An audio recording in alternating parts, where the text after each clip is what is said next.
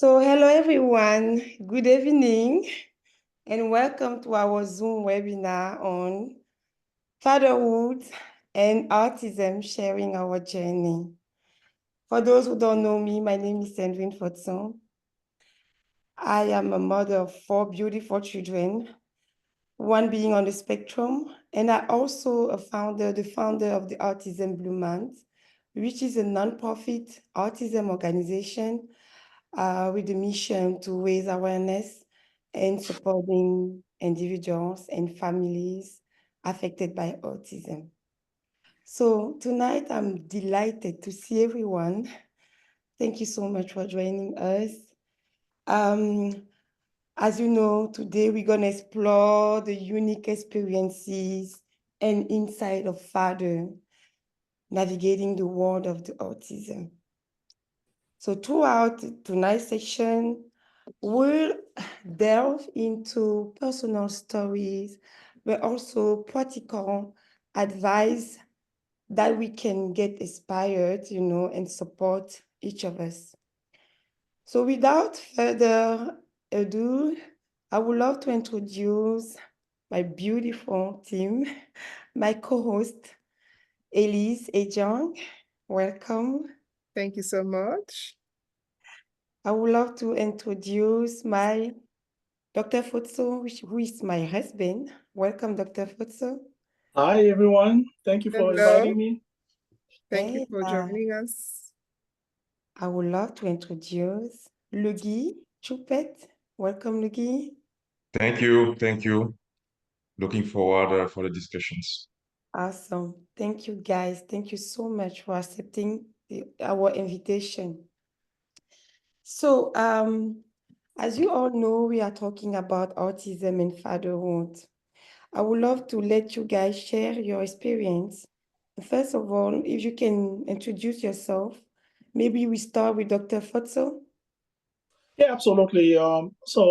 My name is Dr. Jean-Luc Fotso. I'm the lucky husband of Sandrine, also the father of four, which one of them being Ethan, which is our second boy that was diagnosed with autism.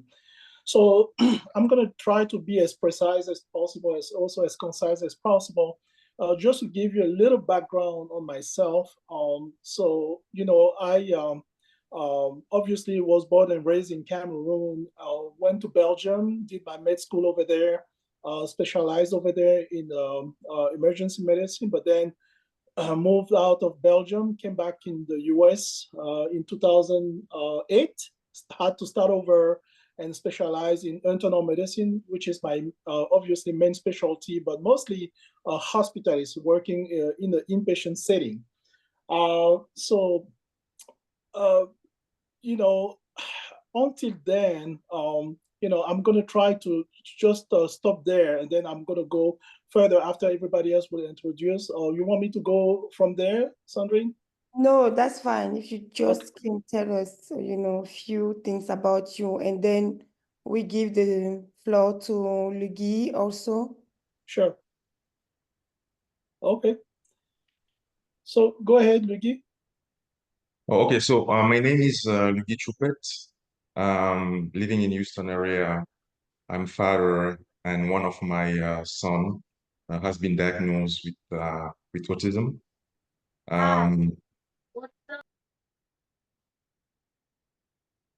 and that happened about the time where we moved here in the Houston area. So really looking forward to share my experience, perspective, and really have a fruitful discussion with you. Awesome. Thank you so much. Okay, and my beautiful co-host, Elise, can you tell us a little bit about yourself? Absolutely. I've had the amazing privilege. My name is Elise Jane, and I have had the amazing privilege to be connected to Sandrine so that I can be here today to share my journey. I am a mother, a wife. I have two amazing, beautiful children. My firstborn is also Ethan, but this one that is on the spectrum is actually my daughter. She is going to be 7 on Tuesday, and she was put on a spectrum when she was about 4 years old. So, yes. Thank you Thank so you. much. Thank you. Before we go ahead and delve in the topic, I would love to talk a little bit about what is autism, because I'm not sure if everybody here knows about the term autism. So I'm just going to tell a little bit what I know about autism, or what the CDC tell us about autism. So autism, what is it? Autism is a developmental disability that can cause social, communication, and behavioral challenges in different degrees. That's according to CDC 2023. So from a visual aspect, individuals with autism cannot be detected by how they look. People with autism, the abbreviation for that is ASD, Autism Spectrum Disorder, interact, behave, and learn in ways that are different from others. So learning, thinking, and problem-solving ability can range from gifted to severely challenged. So some people with ASD need a lot of help in their daily basic, while others need less. So I just wanted to give a quick definition about what is autism so everybody can be in the same page. So without further ado, let's dive in the subject. So I would love to start with our dad here, our resilient dad, Dr. Foto. Can you tell us about how did you react? What was your first, I would say your first impression? What was in your thought when the doctor told you about the diagnosis of autism on your son? Well, so that was a uh, like defined moment when I realized that my son was having autism spectrum disorder, because I obviously combine kind of like two aspects of the problem, because um, first as a father, but then at the same time as a professional from healthcare as well. So to be honest with you, when I received that diagnosis, I went to something that somebody described very well with the name of Kubler-Ross, is the different phases of grief, basically. That's when I went through, to be honest with you, because as opposed to other baby fathers that had no idea, even before my son was concerned about that, we knew a little bit about autism during our training in medicine. But to be honest with you, the subject was basically maybe what, like one page of the pedopsychiatric syllabus, something like that. So not a big deal back in the end of 90s, So I wouldn't pretend that I knew that much about autism, but as soon as the doctor came up with that diagnosis, I really realized right away that I'm dealing with something very serious. Not serious as term of prognosis of life or anything like that, but just realizing that I'm going to be dealing with something that will require a major adjustment in my life, in the life of my family, and then obviously the well-being of my son. So I honestly went through those different phases of grief, basically. That is the same kind of news that you receive when you lose some loved one, basically. And those phases are, first of all, denial. I was in a denial like crazy, because my wife was at first hand with my son telling me, hey, Jean-Luc, our son is not behaving the way he's supposed to be. And when I was giving you my background earlier, I was trying to tell you that my occupation, I have two kind of jobs. One of them is unemployed with Houston Methodist System. So I do my full-time job there, but I also have my own company where I sometimes go and help different hospitals throughout Texas. So I was traveling a lot. So when she told me the first time that, hey, our son is not behaving the right way, I was just reacting like other husbands are saying, "Oh, you're making too much of a big deal, and all that is not true, or you're making too much." So I was in a pure denial, basically, and really go through that and try to deny everything until the point where, I came to realize that, yeah, when I came back from one of my trips, brought my son to school, and he will never stop crying. Like in the car, was crying, crying, crying, crying. Again, I don't want to go into too much details, but I definitely, after the denial, and then when we decided to go to see the doctor, so that's when the second phase of the grief process started, which was more like the anger, like feeling like what's happening to me, what's going on. So far, I had a perfect life, perfect wife, perfect kids. What's going on and all that. So no, to be honest with you, that's how I felt. Like, okay, something is happening here that's going to make significant change in my life. So I went to that anger phase, and then I was just denying everything. And to be honest with you, when I was speaking with the doctor, what I was trying to do is not listening to him, but I was trying to defy him, like try to tell him or convince him that he's wrong of diagnosing my son with autism. Can you believe it? I mean, I was almost fighting his diagnosis. And I asked him, hey, you didn't even do a physical exam on that kid. What are you talking about? How can you come up with a diagnosis without any physical exam? And then he started laughing at me. Like, are you kidding me? Physical exam in autism? There's nothing you're gonna find on the physical exam. And then he was right, but for me, it was so like like a shock. But he was right. But that's just to tell you that even being a doctor, this is the father that is facing this diagnosis. So it was more subjective, more something really in the face of those grief phases that I was dealing with. So once that phase was out, then it came the time of the depression, where you feel down, where you realize that, oh, after all, they're probably right. What am I going to do? Why is it happening to me? What is the next step? How people are going to look at me? So, and when we had another diagnostician from KDISD came by at home, and her first reaction was trying to tell me, you have nothing to do with what's happening with your son. Don't feel bad, don't feel guilty. She was trying to reassure me, but I was against that. I will keep denying, no, it's all my fault. Is why and how come can I put in this difficult word, somebody with such disability, how is going to handle that? If even with normal people, it's already hard to make a living or to find your way.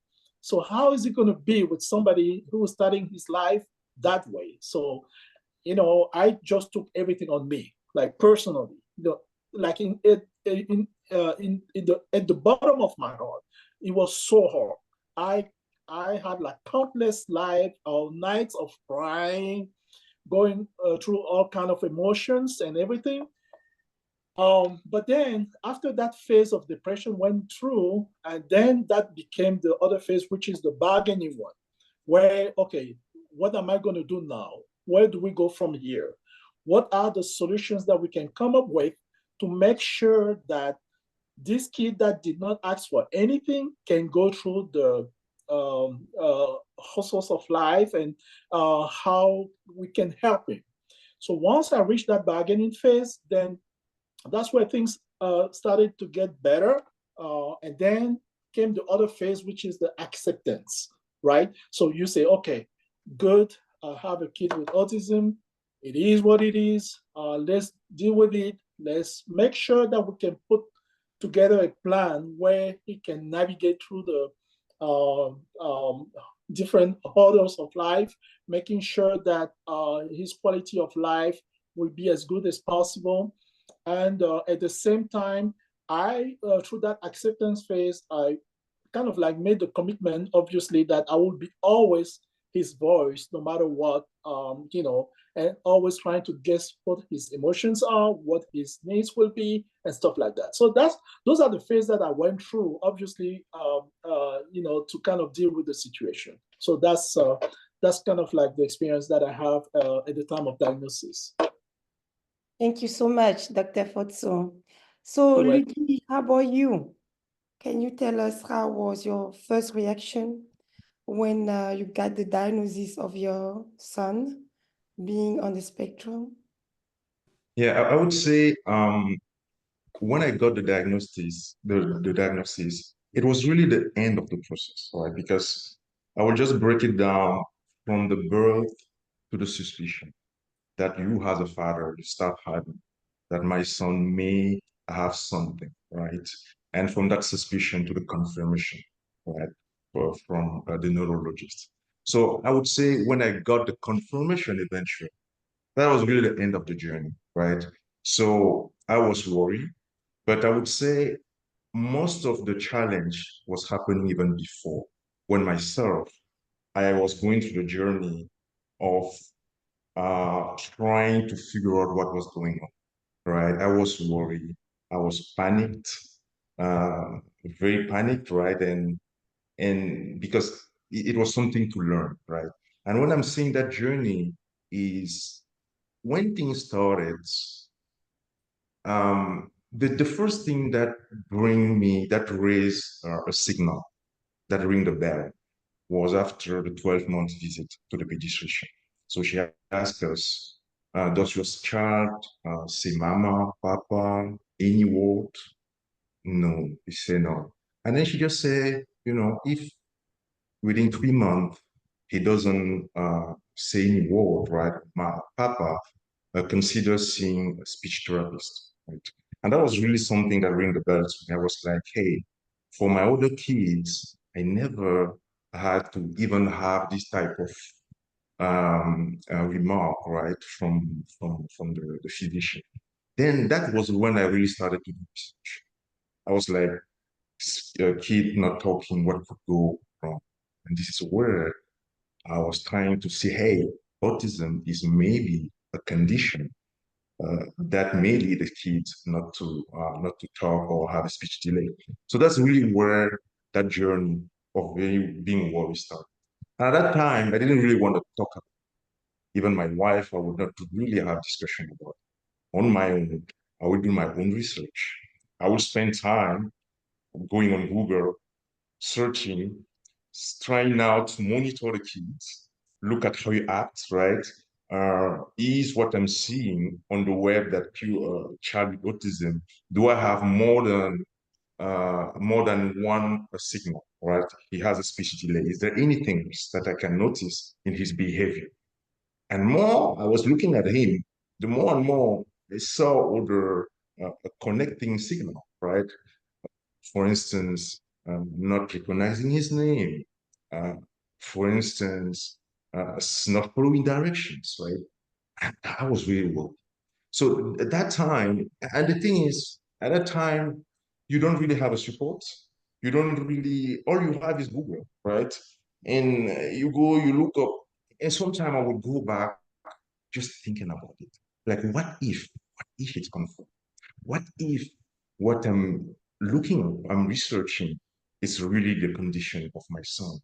What do we do? I was like, never faced this. Because even for my older kids, I never even have to think about it.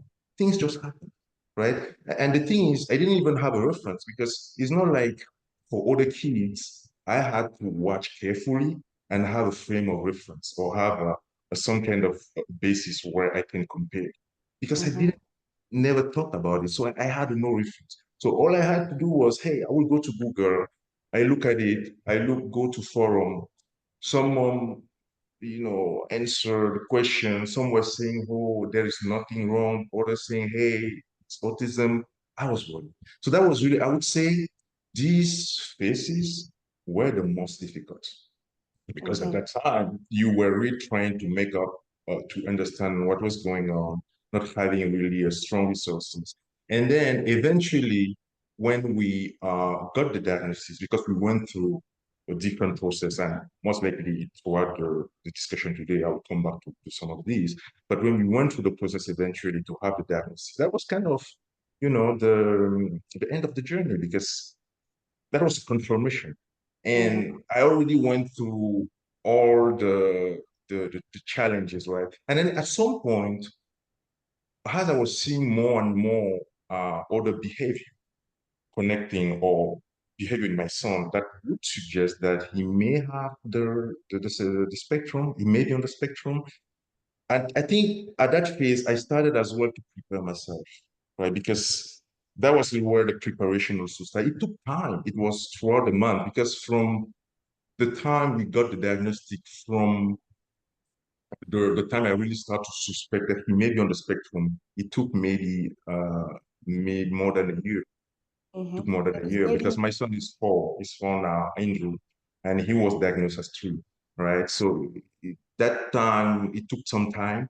And during 18 months, right, this is really where I went through being worried, being panicked, doing my research, being down, and eventually starting to be prepared as well. Because I was kind of almost like, I'm I have a very high chance that is going to be the diagnosis I will get from the physician. So when that phase came, it was just kind of, okay, it is kind of what I was suspected, right? I was suspecting, given all the journey, I went through. So I would say I was worried throughout the journey, panicked because you don't have a resource. It's a new thing. You don't know what it is. You do your research. You don't know which support system is there to really help the kid, right? Support system in terms of education, support system in terms even of health system, right? What's there to really support them and make sure that he will become independent, because at the end, that's the objective, that's the goal. So all that was the worry. And it's not like, even in my family, I never faced that, right? So even talking about it, I couldn't. I would not. I mean, during all this time, my sister didn't know, my mother didn't know, no one knew that I was even going through that maybe that's the condition. Because it's not something, or I didn't have that experience, that exposure before. So you try to manage all that on your own, and it's stressful. I think it's stressful, especially when the kids start to interact outside, have some kind of social interaction, the remark that you get. So it's stressful. It was challenging. Thank you for sharing with us. So if I understand well, you've been through all that stage as Dr. Foto as well. You went through the denial, the anger, bargaining, and then, depression, acceptance. So, and as a mother of a son with autism, I can relate to that. I've been through that as well. So today we don't have Elise's husband, but I think Elise has something to tell us that, her husband, how he Yes, went with I can us. share a little bit about what it's very similar. It's amazing how, despite the fact that we are actually in three different states, uh, uh, our spouses have been through that. And my husband happens to be a physician as well. And just like you, Dr. Food, so he was like, say what? That child is perfect. What are you talking about? Like, go read your books again. Like, no, there's nothing wrong with my child. He went online and created his own diagnosis, and he came back one time and he was like, no, I think all she has is what is it? Auditory receptive disorder. I think that's what she has. I don't know why they're talking about autism. It's just that, her brain just cannot comprehend and receive the stuff, and then it's just like he bounces back. He gave me books and things to read about it, and I was just like, okay. But yeah, denial, big time denial. But he kind of went up and down with the phases. As you know, those stages of grief can be up and down. It doesn't, there's no, it's not, you don't always follow the way they are. You can go back and forth from one stage to another. So, but one thing I can say for sure is that Idrea's condition bettered him as a father because he realized that, okay, I'm not going to have my perfect girl, no perfect girl syndrome here. And then I need to learn to accept that she's going to be different.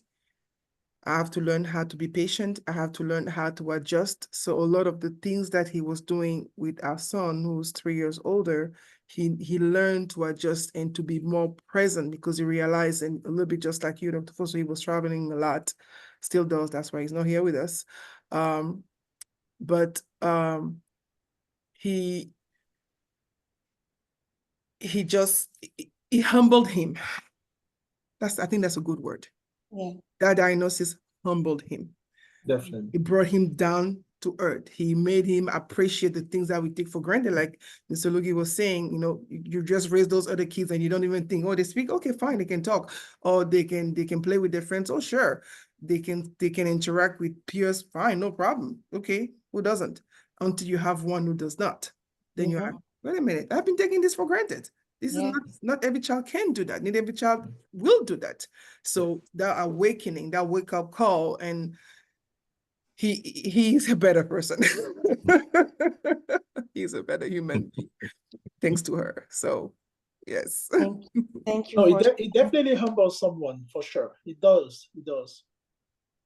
Thank you. Thank you. And as you said, he humbled, and you know, those kids, they teach us value.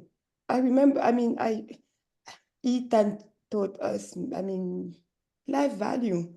Like, it's just beautiful. I mean, at the end of the day, what can you do? You have to deal with that, and you have to take the good part of it. You know, not everything is black.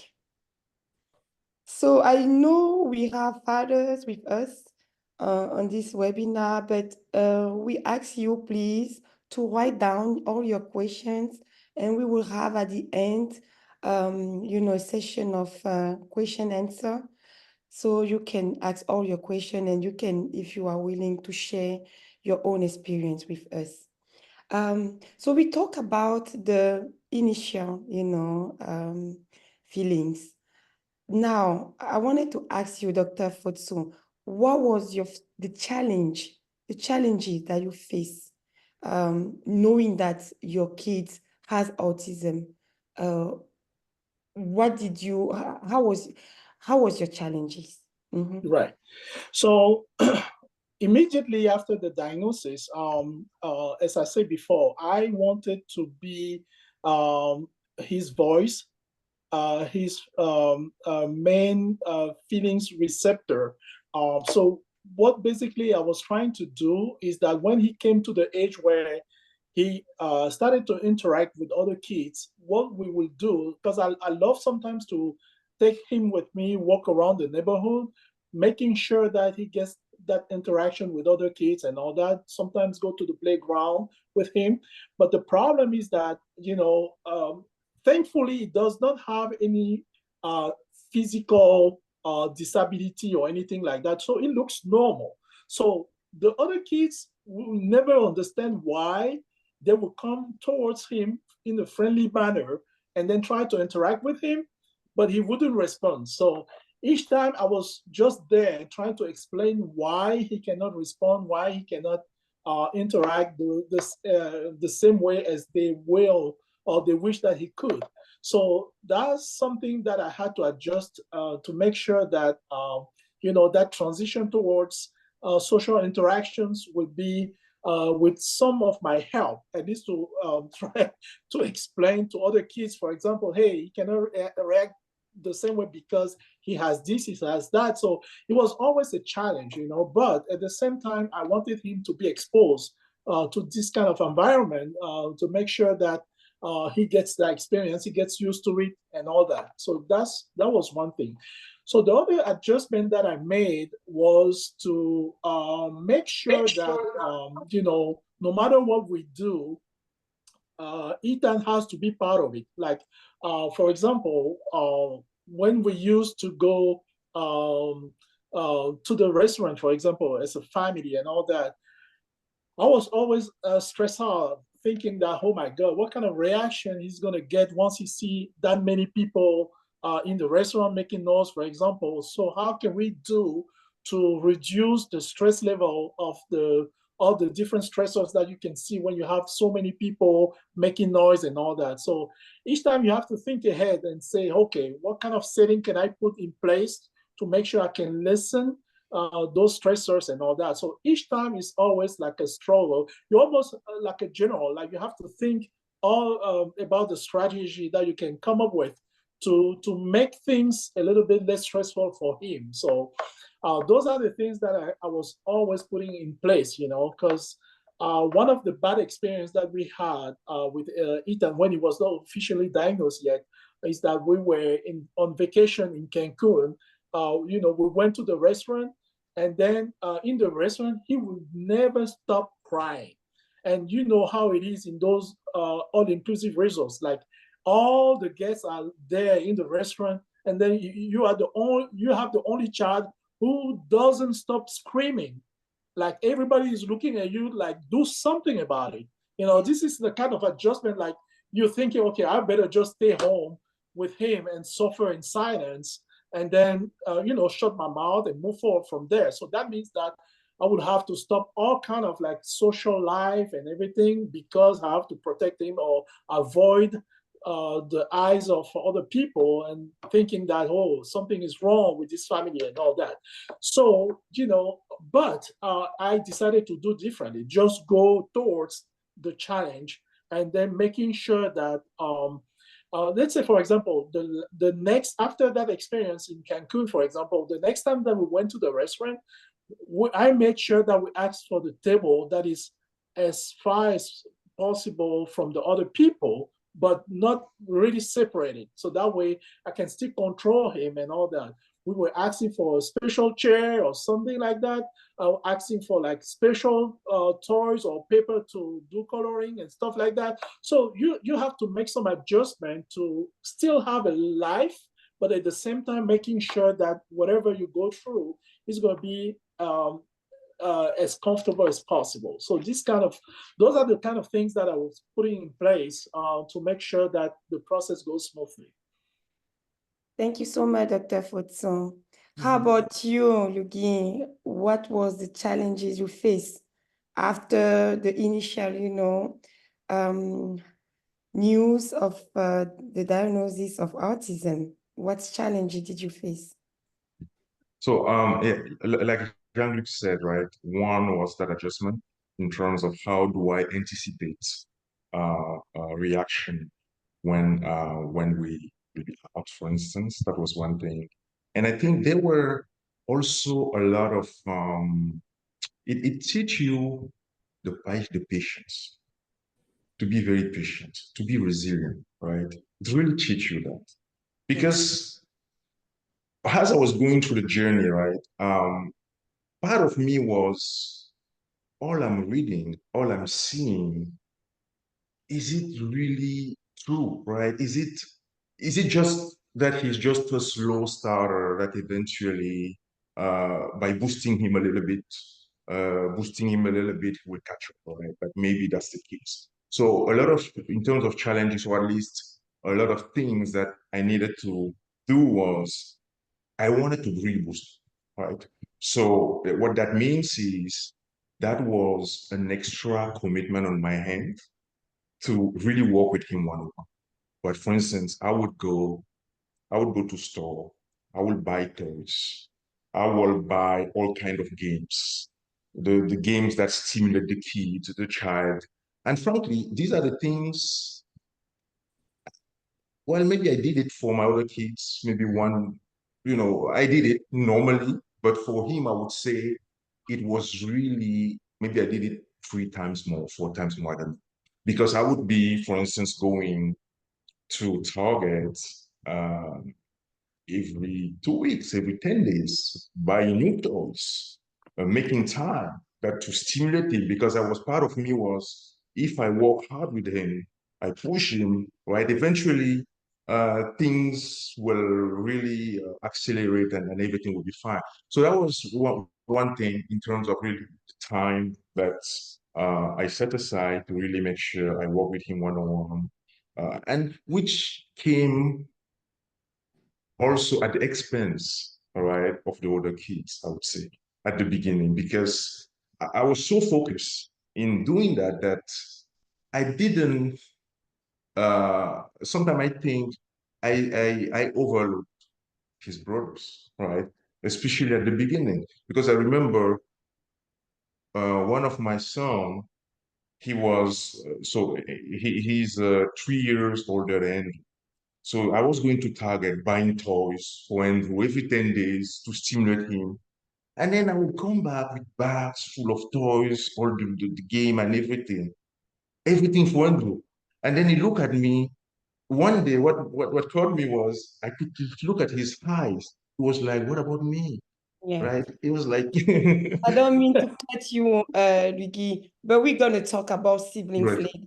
We Yeah, talk right. about that. Yeah, So, talk so, about so that was really one thing, really dedicating extra time really for him, making sure that he has the support he needs, right? So that was kind of one adjustment, one challenges I would say, and really next to that, as Jean-Luc was saying, anticipating any reaction when we go out, right? Because before we go, we would be going in public places where, because other people, they don't know about that, right? Some other people, they don't even know about what autism is. How does that, what are how does that materialize, right? So they will not naturally or, spontaneously just, recognize it or yeah. So it's new, right? So you needed to make some strategy as we are going in public places, how to right how to make sure everything is contained, essentially. Everything is contained, that everything go well. So yeah, so these were some of the challenges adjustment that I went through. Okay. Thank you so much. Thank you so much.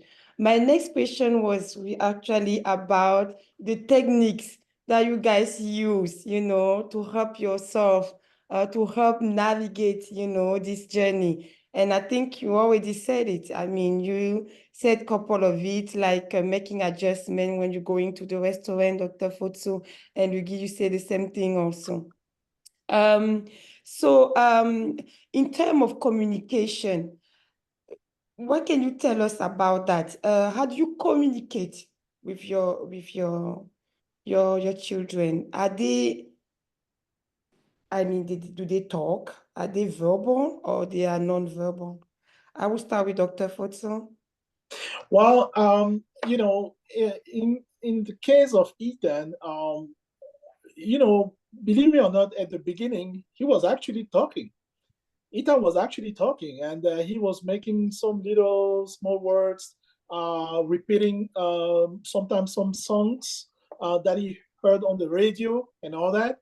So, and that's why his diagnosis was even more shocking because he didn't really express any, or he actually was having some words. So, of course, I was communicating with him and sometimes singing some songs with him when I was going to the daycare with him and all that. And then it became hard when he all of a sudden he stopped, like nothing. So and at first I was thinking that by pushing him hard, that would make him regain his ability to talk and all that. So putting pressure sometimes on him, stimulating as much as possible. But obviously, none of that came back. But I must say that, personally, other than what I try spontaneously to help him with, which is like putting pressure on him and try to make him repeat words, the strategy that I used afterwards was the one that we got instructions from the ABA therapist, right? So like making sure that we find the eye contact with him as much as possible. That's number one, because he was obviously avoiding the eye contact at the beginning. So try to get his attention as much as possible. by prompting, like, hey, Ethan, Ethan, and then try to raise the voice each time that we are addressing him particularly, as opposed to other kids. Because when you deal with the other kids, then you use your natural voice and etc. But when it comes to Ethan, we at least I wanted, because that's what we they teach us to make sure that we always raise the voice a tone higher to make sure that it gets our attention when we call him or when we ask him to do something. So that was the main difference, like I would call him with a higher tone and making sure that it gets my eye contact and all that. So that was one of the aspect of it, and then the other one was also through writing. So giving instructions by say, hey, draw this or write this and all that. Just trying to make him repeat simple commands or instructions, knowing that he cannot verbalize anything or he could not anymore. And those are the kind of things that I was using, to help or to make sure that he understands what I want, or he understands what I want him to tell me or to express. But then eventually, nowadays that we're using the device is much easier because he has this iPad that is helping him express his emotions, his desires, and his needs, and sometimes also things that he doesn't want to. So it's much easier now that he's almost 12 years old. But in the beginning, it wasn't like that. It was more like, trying to sometimes, again, put both verbal prompts, but also physical prompts to make sure that it gets the order or the command that you want him to execute. So, but it was easier when I realized that everything that has to do with food would get his attention. So, and once we realized that he's very attracted to food, we decided to use food as a stimulus to make sure that he gets or he reacts the way we want. So those are the things that you learn all the way. As things progress. So that's about it. Yeah. Thank you so much, Dr. Fotson. So if I can just add something on what you said, for those who doesn't understand a device, Ethan has a communication device. The name is Touch Chat. Actually, basically, he has everything. It's his voice. So they're trying to mimic a child of the same age voice. And then they put everything, all the words, all the places, familiar places of the child. So Ethan has a picture of the house, his bed, his school, the therapy center. So it's a device that Ethan used to communicate with us. And he has everything. He has, like he said, even the feelings. I feel sick, I feel happy, I feel sad. He can tell us how he feels. So it's pretty much a good tool that we use to communicate with Ethan. And with time, he get used to it. We started with Ethan when he was, I believe, 6 years old. Now he's 11, so it's been 5 years, and he's doing awesome with that. He can go by himself, grab it, and come in front of you and tell you, I want to go swim. I want to jump in the trampoline. So it's his voice. Even though Ethan cannot verbalize his needs, he used that, and we can communicate fine with him. Thank you for sharing that with us, Dr. Fotso. How No about problem. how about you, Lugi? How do you use any type of communication with Andrew? What is your, experience with that? Yeah. So I would say for us, it's pretty much still a journey, right? So Andrew is four. He started, so he was enrolled in the early child special early childhood special education Mhm. at 3. So it's been a year where he started there. He just started his ABA therapy, I think 6 weeks ago, 5, 6 weeks ago. So we are pretty much in the journey right now, right? I've tried several things, communication techniques with various level of success, right? So I'm still trying, right? I try, at the beginning, I think one of the key was to get his attention because when he was going the through the speech therapist, one thing they explained to us was before we start, making those progress, get him his attention, even if it is 5 seconds, right? Get his attention, get him to look at you, say something, right? And because if he's not looking at you and you provide a command, or he will not really absorb it, right? Because it's not. So one thing was really getting his attention. So I tried that, try to get his attention before giving command, and also starting with really simple commands, not two commands, right? Really one or prompts. Maybe after I change his diaper, put the diaper in the trash. And if he doesn't do that, I will put the diaper in his hand. I will bring him to the trash, open the trash, and throw him, right? So I will repeat that.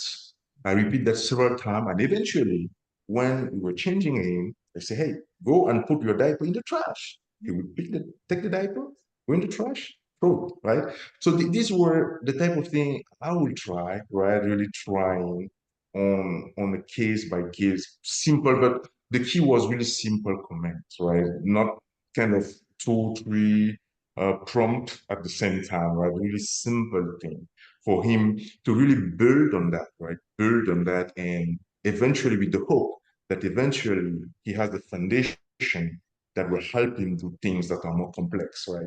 Even when I was playing with him, things like kick the ball, right? Because I wanted to have a back and forth with him. Kicking the ball, he kicked the ball at me back, right? Kick the ball. I will try that. Sometimes it's not, he will not pick that up the first time. I will repeat, really simple thing, simple thing. I'll kick the ball, he'll kick the ball back, things like high five. And so really starting, I would say, simple, nothing complex, with the hope that it will build it will have that those foundation that he will use to really build his ability to do more complex things. So that's really, and for us, it's pretty much, it's still a journey because we're really at the beginning of the journey now, trying things. Something may work, something may not, right? We're really in that phase where we're trying. And it's good because even with what with the early childhood program he did from 3, because he was enrolled at 3 at the beginning of the school year, what they do at school, what they told us, right, is they are using also pictures, right? Because, for instance, before they go to the cafeteria, right, they will tell the kid where they are going. So they have a pictures of the cafeteria. Okay, you are going to the cafeteria. So they see that, they say, okay, they go, right? When they come back, when they need to go outside, they have a pictures to let them know what they are about to do with them, right? And where that they are going. So, and pretty much it's really with all those learning as well from school, right? On the way they communicate, we try to mimic that at home as well. Right? You try to mimic that at home, uh, and yeah, and sometimes it works. Sometimes it's a little bit more challenging, and this is where I was going back to the patience, right? It's really teach you patience because in a lot of instances, right, the child is not picking up on it, right? And you really need to be patient. Try again, doing several times, and make him comfortable. And eventually, you start seeing him picking up, right? And doing little things, and that's rewarding to see, right, at the end. But yeah, Yes, so yeah, yeah. definitely. Repetition is the keys with those kiddos. And I believe, with patience and perseverance, you Mm, get to the point. yeah. I'm just in such admiration for both of you because um, as a dad, as a father, it can be very difficult emotionally, knowing that your son is not developing the way they should be. So how do you guys do for your mental health? How do you get did you ever feel guilty? Did you how do you manage your stress? Because as a fathers, you guys have a lot of responsibility. You have to take care, of the house, provide for your families. And on top of that, you have children or a child who's not developing fine. So how you guys balance that, your mental health? How do you do? I'm curious to know. No, that's a very, very, very good question. And as a father, as you said, our first role is to be a provider. So, dealing with the stress of normal life already it's a lot. But like I said, when you realize that your one of your kiddo is in the spectrum, is even more stressful for sure. So personally, I am I am very ambitious to start with. Like that's one of the reasons why I moved to the US, to make sure that I get a good career, a good occupation, and successful life. To be honest with you, now I know what it took me to get there. So I know what it takes to get there, at least on my field. Now, based on that, I am always in the mood of thinking that what can I do to make sure I can, for example, protect my son, to make sure that one day when I'm not there, he's not going to need as much efforts to protect himself and all that. So it's an everyday challenge. It's always on my mind. I'm not gonna lie to anyone here. It's always on my mind. Everything that I do, part of it is how I can make sure that Ethan is protected. And it's not easy.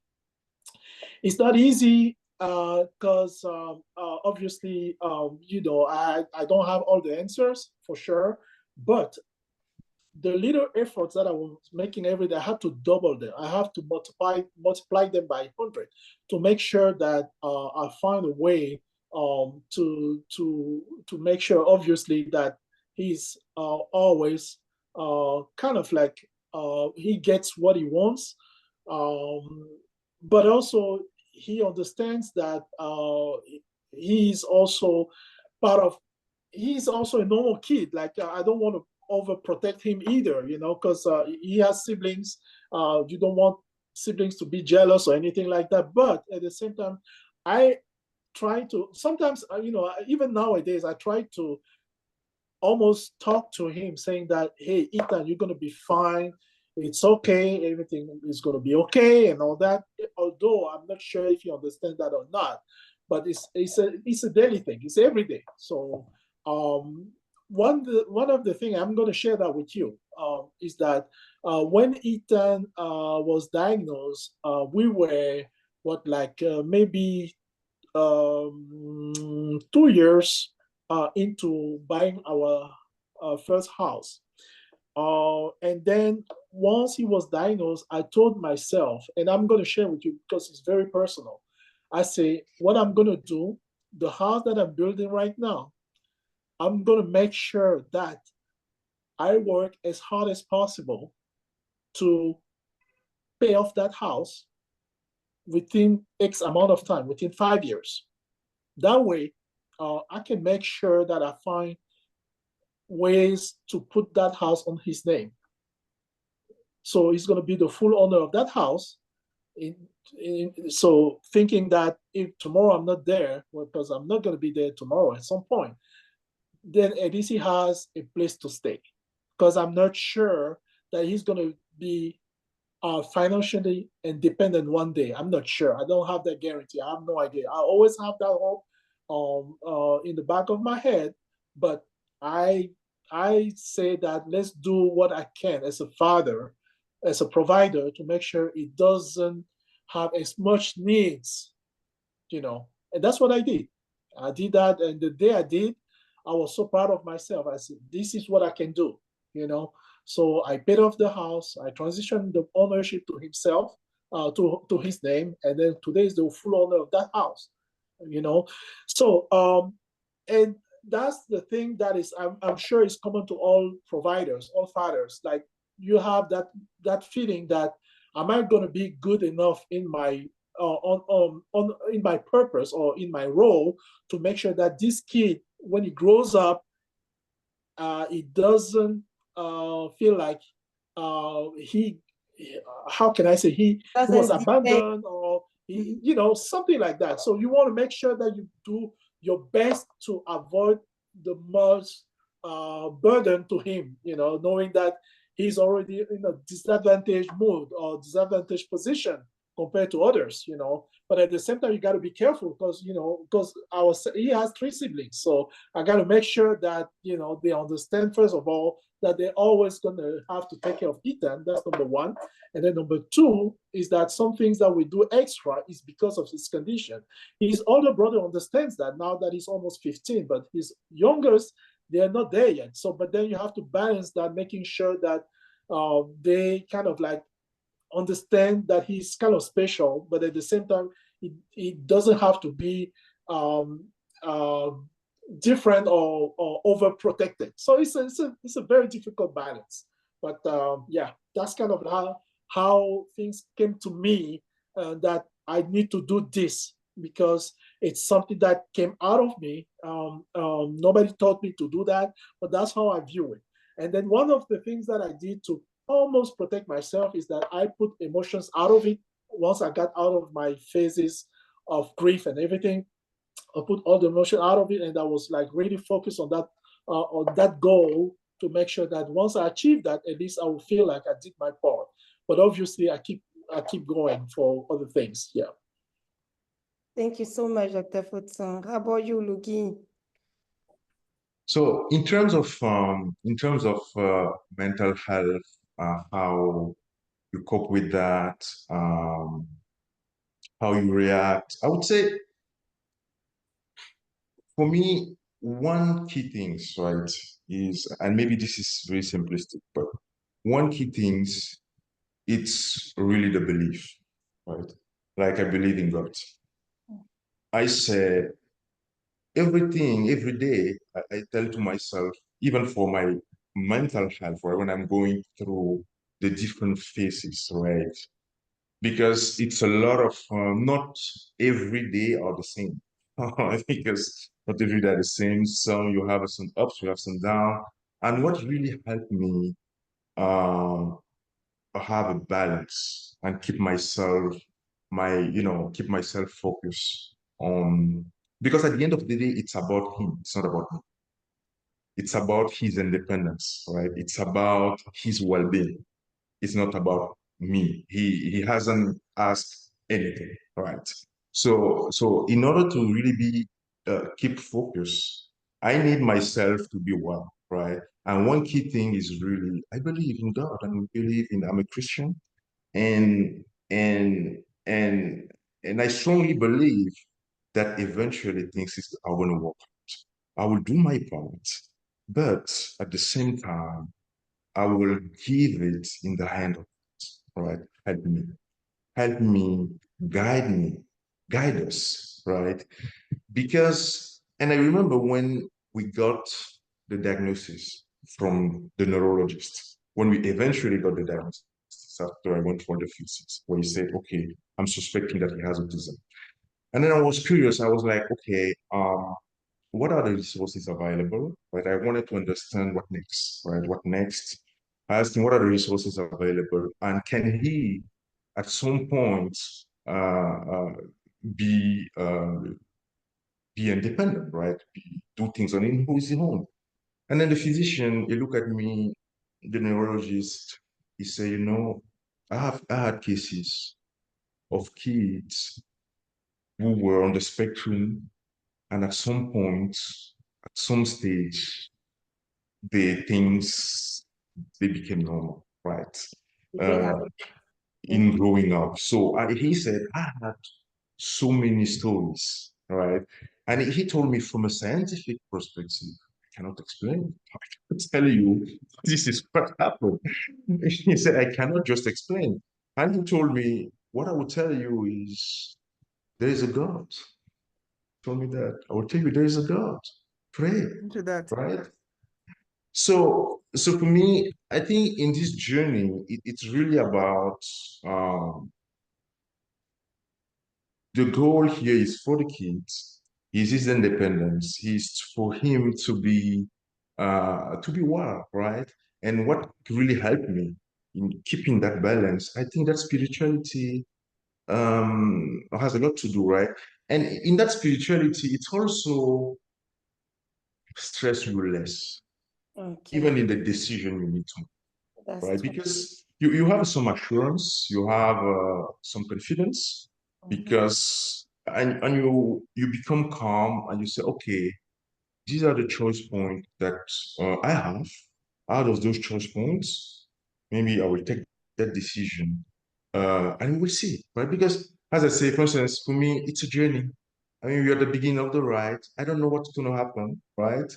All I can say is to have a desire. All I can wish, right, is to have a goal, to have a hope, right? And along the way, find the support that will help me, the spirituality and any other resources that will inspire me, right? Me, my wife, the brothers, because it's not about only, I'm talking mostly me because it's about fatherhood today, right? But Yes.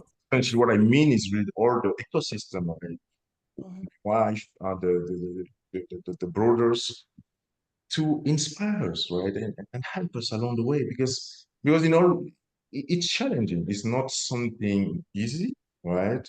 But I also know that even in things challenging, when God accepted that something that you take a path or that something meet your way, He will also give you resources to tackle it, to handle it. So this is really, I would say, how I read the foundation, the basis I'm using, right, in anything we do. And because when I'm saying spirituality, it's really about, because that also inspire you. It's not just like I will maybe pray and stay Pray, quiet. pray, pray. I understand. It's really, it gives you the calm, Strength. yes, the strength, it inspire you, it give you, it open up the opportunities that you see, right? Because and I was saying that even with the diagnosis of Endo, one thing when I was talking to my wife, I said, it's not the end of the world. I said, don't forget, God blessed us already in many instances. So it's not because we are facing a challenge that we should look at it and say, oh, that's the end of the world. Oh, no, no, no. We have been already blessed in so many instances. Yes, we can have a challenge. We can go through difficult time, but we'll get out of it. We'll get Love it. through it. Let's Love get that support. Let's have him, right, guide us and hold our hands. It's gonna be fine. So that's kind of, how I manage my mental health.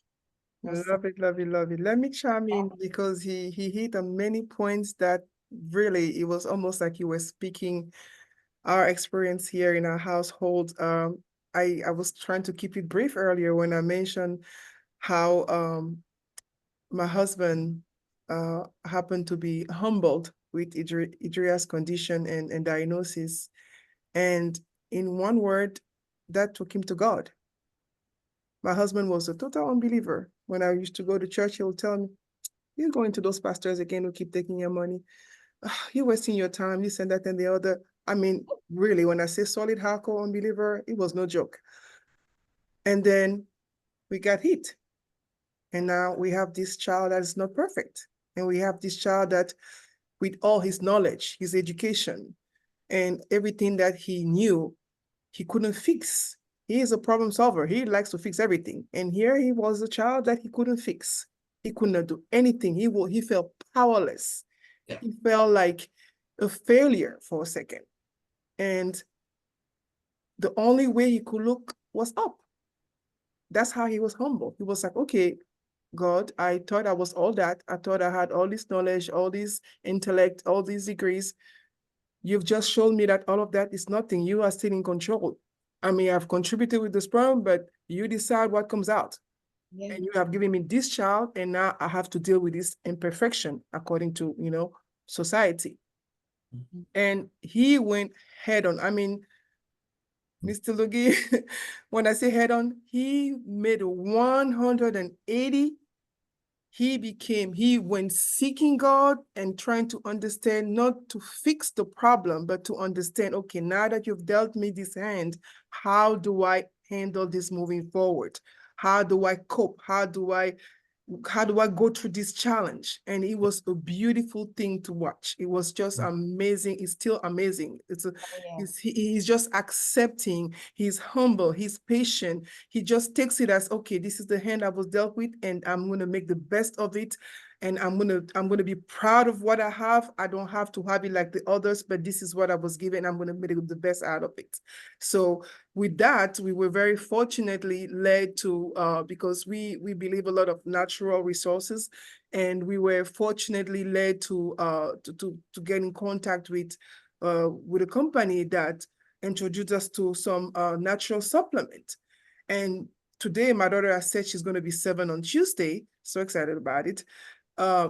She couldn't, she just like you said, Dr. Fosto, she could speak a few words at the beginning, just like Ethan.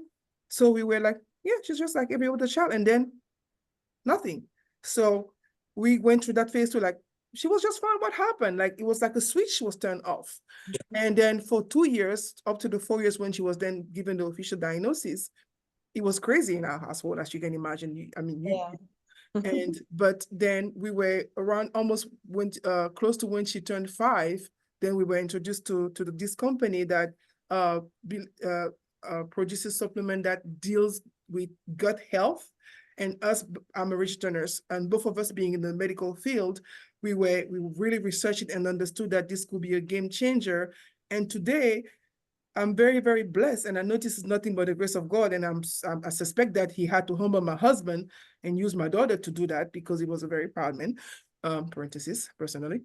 But he today she's made a lot of progress. She does a lot of things that we couldn't even imagine she could do. So yes, Dr. Fosso, when you tell Ethan every day things will be better, please continue to speak that into him, because, and just like Mr. Lugi said, that doctor said there is a God. Absolutely. Absolutely. At almost 5 years old, Ijoria could not speak. You could not give her 2 steps instruction. Take the bottle, put it down on the table, and she look at you like, is that Chinese you're speaking, or can we speak English? So, but today you can have full conversations with her. She goes to school normally. She's, unless you spend a lot of time with her, you will not tell that anything is wrong with her. She doesn't need any device to speak. She functions well. She takes her own bath, makes her own room. She cooks her own food if I let her and I'm there watching. I mean, she really is very high functional. And I'm telling you, when I say this, she went from not being able to speak, only screaming and crying, only tantrum. I couldn't take her to parties. I couldn't take her anywhere because it was going to be chaos.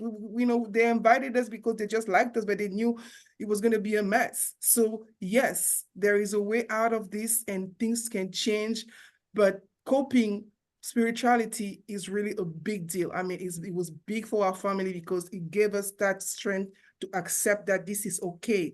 And sometimes those things happen so that it can humble us. Like I said, it totally humbled my husband. I like him better today. Yeah. Spiritually definitely helps. Yeah, definitely. And there is a light out of the tunnel. Those kids are very capable. We need to keep believing in them, keep pushing them, and keep, like as a parent, as a dad, you guys are doing amazing job. Amazing job. So we don't have a lot of time. So we're going to talk a little bit briefly about siblings. You guys, I said Lugi was telling us that he was going to Target and then buying some toys and forgetting about the other siblings. So now you have the floor, Lugi. Tell us a little bit more about that. So how was the sibling reaction? Yeah, um, they you they know, felt, left behind, I would say like that. right. So Andrew, he was two, three. He's he's a big brother. He's 4 years older, so he was six, seven at the time. At the time, right? So how we go? Because for me, it was, hey, I want to stimulate Andrew the most I can, right? I will spend time with him, stimulate him, and as I stimulate him, eventually everything will be fine, right? So I will spend time during the day, every 10 days, 2 weeks, I go to Target, change toys because I would buy this type of toys to do this type of activities. And then I say, no, I need to change, right? And I go and buy different type things, change, switch activities with the hope that hey, it will catch up. And even when I remember we went to Belgium for holiday, we went there and I would go to Belgium. There is a store with a FNAC where you Mhm. have all those different books and everything. I would Mhm. even go to FNAC, buy a Mhm. book in French, Mhm. things. And then my wife would look at me like, I never seen you that much involved, right? With all the kids.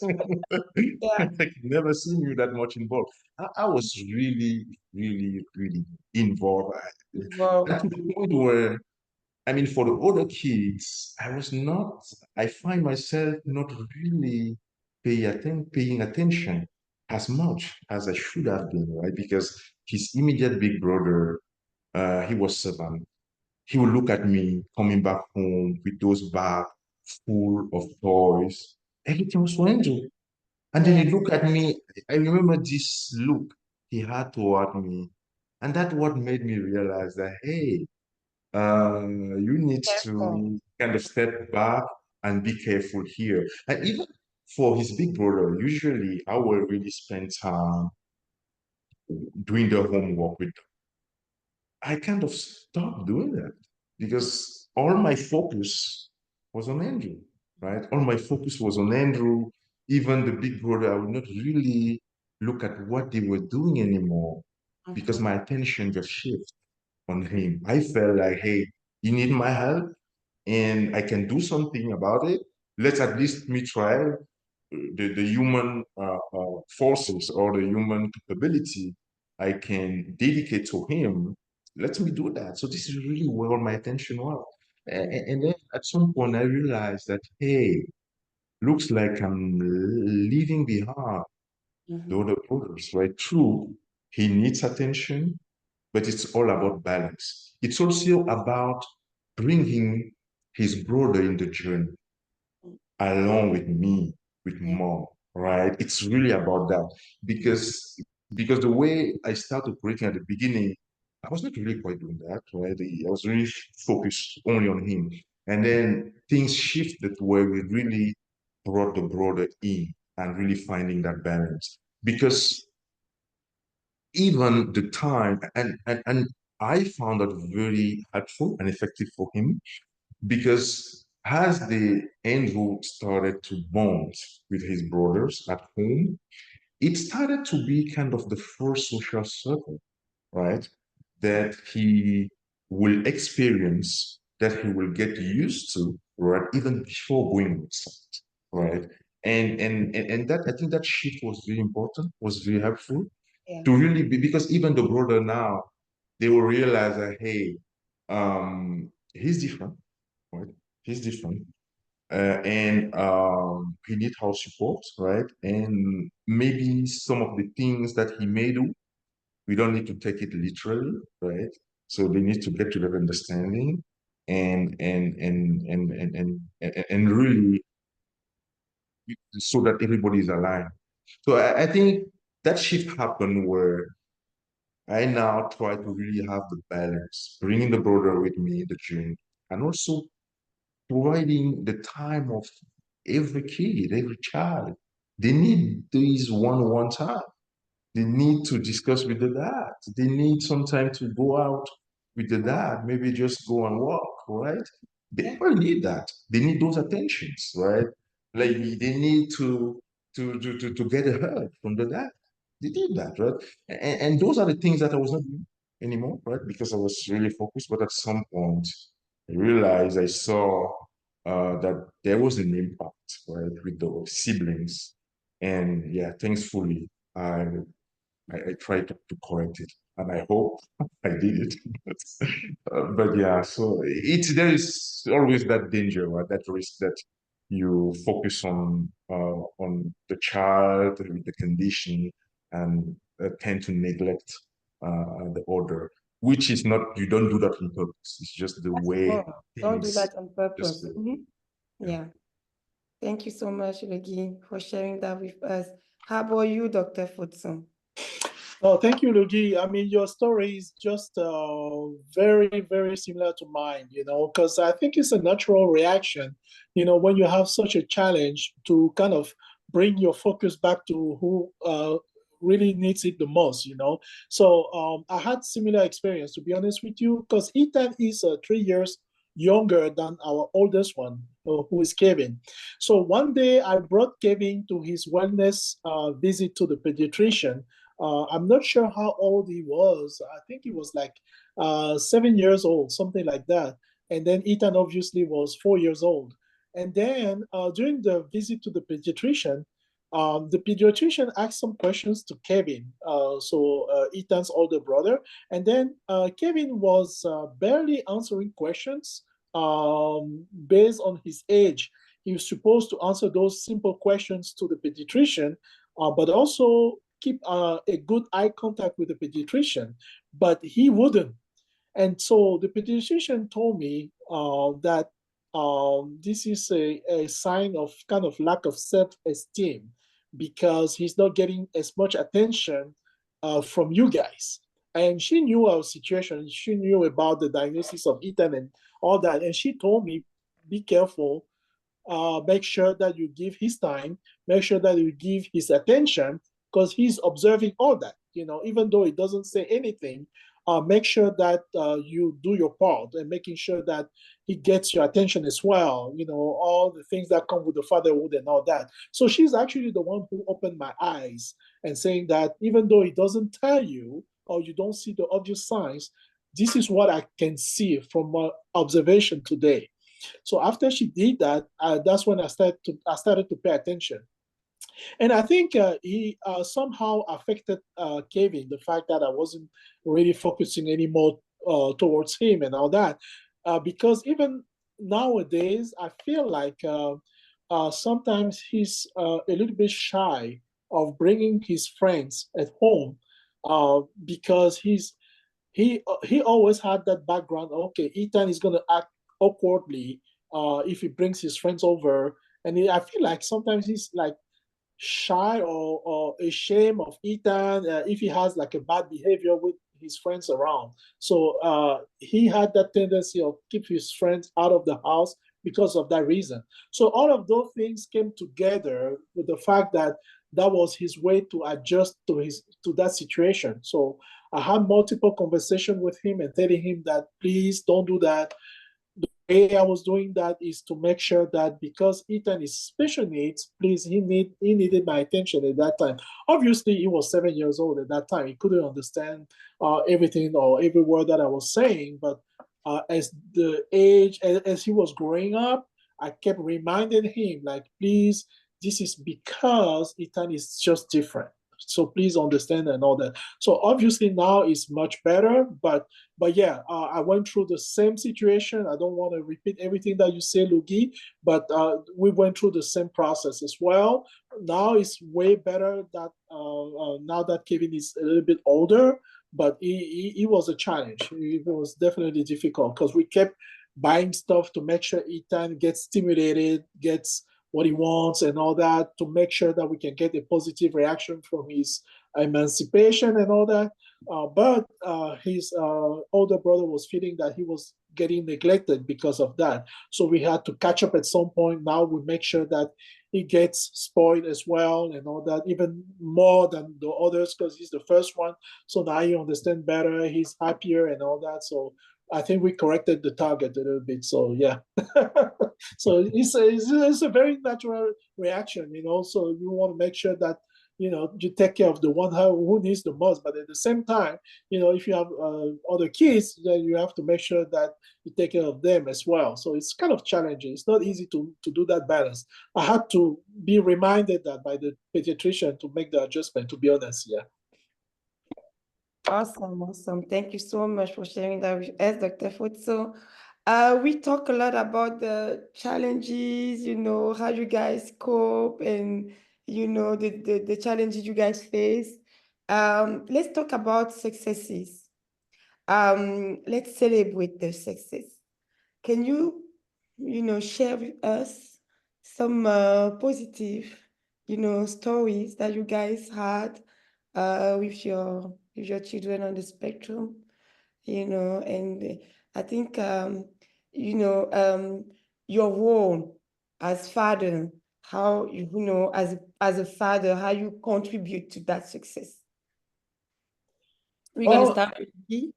yeah, I can start. So, well, I mean, as far as successes, I mean, I don't feel like I did it obviously by myself only.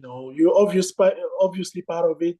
Most of the things that we put in place, you play a major role on it. But I think you know from the diagnosis of Ethan, which was made when he was what, like 2 years old, and now he's almost 12, not there yet, but almost 12. So it's been roughly 10 years. So we are pretty happy where he is right now. I'm not saying that we achieve the whole goal yet, but based on how he was behaving in the beginning and the way he's behaving now, it's a frank success, to be honest with you. But I think it took like a whole team to get there. I don't think it's something that I particularly did. What I was doing as my job is to make sure that he gets all the therapies that he needs. I'm not gonna lie to you. Like one third of my resources go towards Ethan. To be honest with you, whether it's therapy, whether it's his needs, or because everything that we do has to be private. For example, like the swimming, he has to have a private lesson. The piano is a private lesson. Everything is private because of his condition, right? So, as that's the least that I can do as a dad, as a provider, to make sure that okay, because his condition is this, then let's still make things happening, because it shouldn't be a reason not for him to experience those things like swimming or piano or whatever it is. So that's all you can do as a dad, to make sure that he gets access to those little things that can bring some new skills or make him happy or whatever. But it's a challenge, right? Like the therapies and everything that goes along with it. So that's something that I can be proud of, because I'm still able to provide that to him. But obviously, the major reward was to be able to go back to the restaurant with Ethan. That was something that I forgot like for many years. Oh, yeah. Now we can go as a family again to the restaurant, to the trip, to on vacation somewhere, without having somebody pointing at us saying that, oh, that kid is awkward or whatever, because he's behaving so well in public now that you cannot tell. Like we're lucky again that physically he doesn't look like a kid with disability, so he's just look like a normal kid. So you have to spend a long time with him to understand that okay, he's maybe non-verbal or something, but as far as the behavior, it doesn't have that disruptive behavior anymore, which is a huge, huge improvement, which is something that allows us to kind of have some sort of social life together again. And for me, it's like one of the big success that we experienced with Ethan, and we don't take it for granted. It took forever. It took a village to reach to that point. And obviously, we're not 100% satisfied yet, because we're still dealing with challenges that has to do with the fact that he's becoming a teenager now, obviously coming with new challenges, new issues that we have to deal with. But overall, we're pretty happy, because we got to the point where Ethan was doing crazy stuff that I don't want to go through here, because it's too many details. But the fact that he's able to control himself, sometimes use the bathroom by himself, or take a shower by himself, and all that. I mean, it's huge. It makes a difference, because obviously, that independence is the ultimate goal, right? Like we want to make sure that it get to the point where he's fully independent, So he's getting there slowly but surely. It takes a lot of patience. It takes a lot of faith. It takes a lot of effort. A lot of conviction to make sure that we reach that goal. It's something is happening. We're happy. We're pretty much happy with where he is right now, and then we keep fighting, basically. So that's what I can say. Amen Yeah, to and I that. will add, thanks, Jesus. Thank Jesus. Yeah, absolutely. Absolutely. Absolutely. Ligi, even though Andrew is still, like you said, you just started the journey of being a father, raising a child with autism. Do you see some changes? You told us earlier that he started ABA therapy. Um, did you see Yeah. any success? No, absolutely. I would say in terms of therapy, right, we did three different therapy at different point of time. So when he started around 18 months, he was doing speech therapy. So he was going to the speech therapy every week. And by three, he started the early childhood education program, right, for the special needs through the public system, right? He started that. So he's been there for a year now. And now he started the ABA therapy, I think about 6 weeks ago, right? And throughout those three different support that we got along the way, yeah, we've seen improvement, and that's really it's good to see, right? Because, for instance, Andrew will not before he will not follow direction, for instance, right? He will not follow direction. He will say, uh, "Come here, sit down, come and eat." He will not just follow, right? He will not follow direction. He will like to be either with us, the parents, and if he's not with us, even at home, he will not stay with his brother, right? He will prefer to either be with me or to be with mom, right? Not really liking being with older people than mom or dad, right? But we've seen really a change and evolution. For instance, in terms of interacting, he will now play with his brother, right? He will play all day, literally all day, right? He will climb the stair, go upstairs, go down, go play, and he will just not even.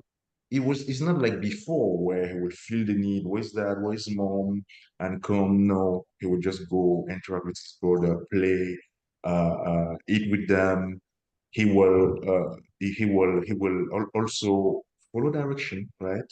Right direction will say, hey, let's go and eat. Go and sit down and eat. I will go. He sit down, pick his food, he eat by himself. Okay, you say, hey, come here and we come. You say, oh, go pick me. There are certain things, if you ask him to go and pick, he will do. Right? So I think, yeah, those are the evolution we've seen, right?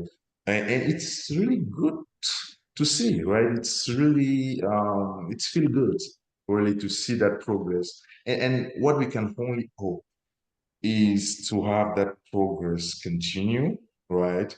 To have that development increase tenfold, 100 times more, right? Really, by the grace of Jesus Christ, right? To have that, increase and really eventually leading to his independence. That's really what we hope to see, right? But till now, we are already seeing a lot of folks. Even like he started the ABA therapy 6 weeks ago. For instance, before he will not, for instance, when he finish, he will not say bye bye, right? He will not say bye bye. Now, when he's leaving the place, he say bye bye to the nanny, right? Yeah, before That's going. He amazing. was not doing that. Things like, for instance, when he wanted something, he would just come and grab it, right? He will not stop, ask, and then ask for permission and then grab it. So what they told us is sometimes you need to the technique they used was really by the gesture, right? Even before going to the word, right, to speak, let's start this gesture. If you want something, you can say more, right? Like this, ask approval. Language. Mm-hmm. He started doing that, right? Like, hey, when you want to eat more, when you serve him, you have more. He came and then he did the gesture. So we see improvement. We see improvement since or as a result of all those therapy as well, right? We've seen improvement, and we can only hope that those improvement increase, right, and eventually leading to results. Amazing, amazing, amazing. And this is again to tell us that therapies works. I just wanted to emphasize that it's really important to consider those therapies. ABA therapies, as I always said, it save Ethan. Honestly, ABA therapies, we saw a lot of improvement with Ethan. He's still doing that. I will never stop going for ABA therapy. Even when I'm sick, I will find a friend to go with Ethan. So this is amazing. Just keep doing what you're doing, guys. I am just so amazed and so happy to see fathers like you, who are committed in the cares and involved, on the journey of autism, because a lot of families sometimes it left to the mother. Actually, there is a lot of divorce between parents raising children in the spectrum. And like Dr. Foto said, it had to be a teamwork, right? It's a commitment of both people. I mean, like mother and dad. It's not only that. And this is for me to remind you as well to take break. You guys are not, we know you guys are heroes, but you need to balance the physical needs, and you have to think about your mental also. Please, guys, take breaks,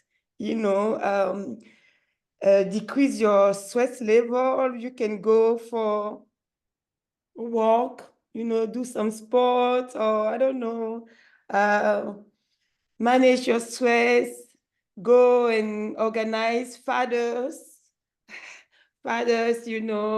night out, you can do that. Actually, Elise gonna post on the chat a list of resources, available for dad raising children with the spectrum. She made the research for us. Thank you so much, Elise. So yeah, please feel free to go ahead, check that, because you guys are doing amazing. You work hard, you provide for the family, but you also need to think about yourself. Sometimes you have to be selfish. You have to be selfish. Yes. Celebrate your strength, right? We can say like that. So we're going to the end of our webinar. We're gonna ask if somebody has a question, if somebody is willing to share with us their own experience, of having a child on a spectrum. So please unmute yourself and then feel free to talk. You have the floor. Yeah, thank you so much. My name is Jean-Emile Ngepi. This is a very good webinar. I really appreciate you, Sandrine, and all the co-hosts of these webinars.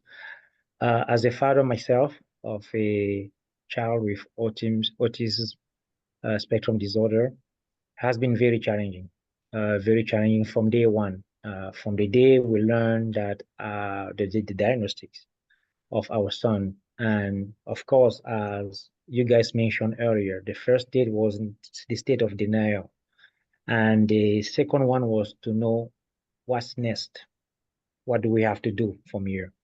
And then to adjust our life, right? Because it's all about how you take it from there and how you adjust yourself, adjust your life and adapting yourself to this news. And the fact that the first things you have to make sure is to make sure that your son or your daughter is very confident, doesn't lose that self-confidence, and be able to do the same type of activities that you're doing with your other children with the child with autism spectrum disorder.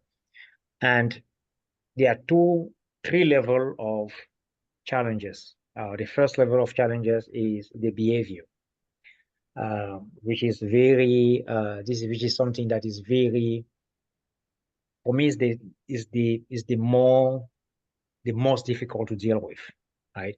The second thing is the delays, right? The delay because your child is not acting with the same level of is not reacting to certain normal things as the other children of his age. The third level is the fact that your child is not accepted, right, as the other children in the community. Every time you guys go out, because of that your child's behavior, people look at him a certain way. So you have to cope with all of that. And I believe someone said earlier that he was avoiding going to a restaurant because he didn't know how his child will react in the restaurant. We had that. But it's very important for us parents to make sure that we do our best. ABA therapy is very good. Of course, ourselves, we learn a lot from it. And I think that helps us a lot. And for me, the most challenging part is the behavior part of it, because if you are able to contain the behavior, you're able to deal with it, it will naturally solve a lot of problem that goes with it, like speech, like the delay. Because one of the bad things about the behavior is that the child is losing completely attention, right? It's not focused anymore. And when you try to make him be focused, then you start seeing some kind of improvement. We've been proved that. And I really appreciate us having this meeting that we have today, and I really encourage us to continue to have the same type of meeting. It's my first. My wife usually, because I mean, something Yeah. she always tell me that you guys are in a meeting, Yes. but this is my very first time to attend this meeting, and I'm really glad that I was part of it. And thank you so much. And I promise that I'm going to be there the next time. Thank you. Awesome. Thank Man. you so much, Noemi. We really appreciate that. Thank you. Is there anyone who wants to share something or even say a word? Or we will appreciate if you can tell us where you've been connecting from. Maybe you say hi. Just let us know where you're connecting from, which city, which state. That would be awesome.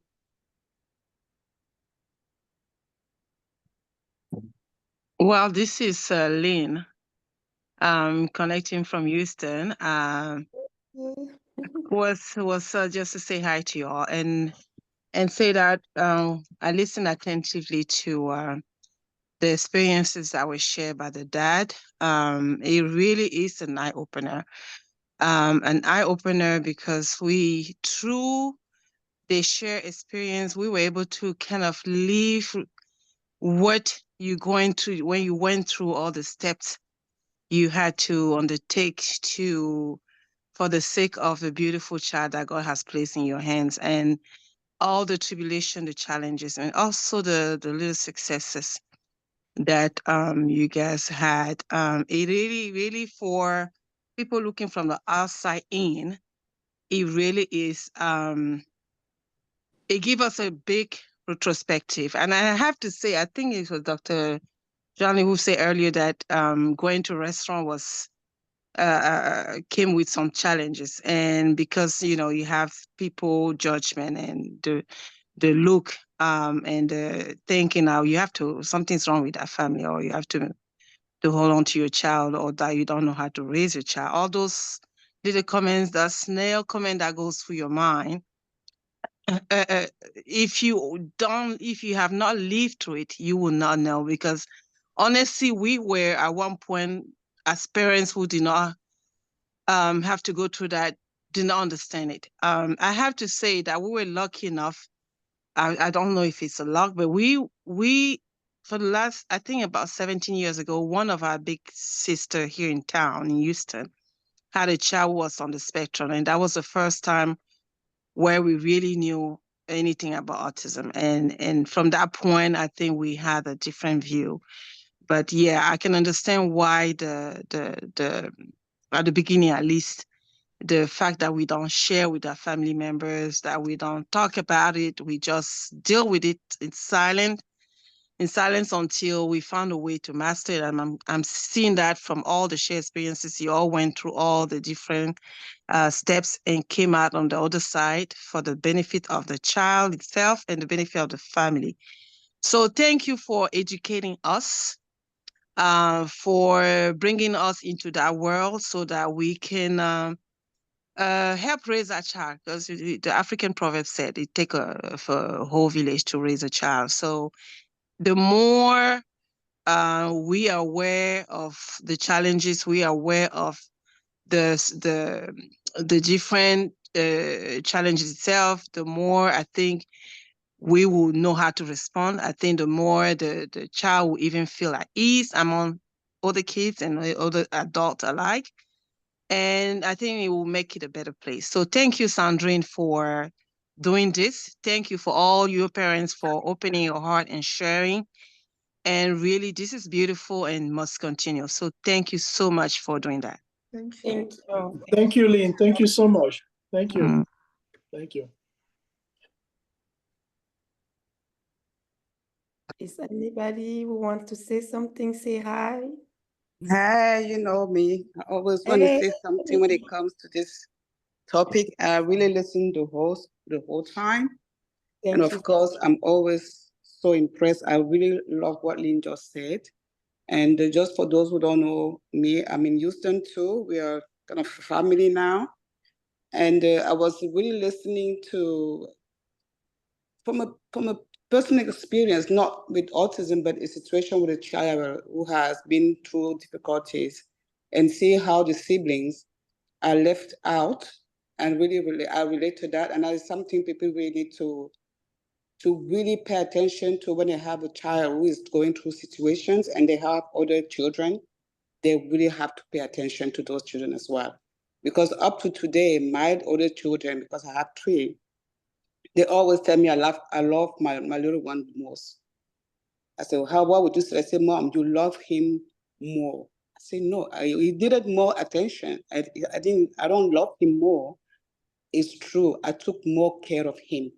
So as old as they are today, they still say to me, and I always try to justify, but as they were growing up, they were very young when they had the situation. I was not paying attention to them because I was so focused to the one who was having problems, you know. So that was also an eye-opening, and nobody told me, no doctor or nurse, whatever, told me that, you know what, you have other children, you have to pay attention to them.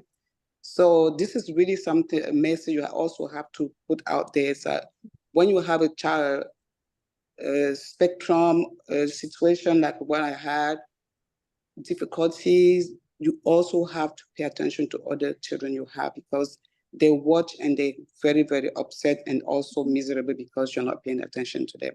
So that's something that I resonate with. So thank you for sharing that. I will share that. I don't remember somebody.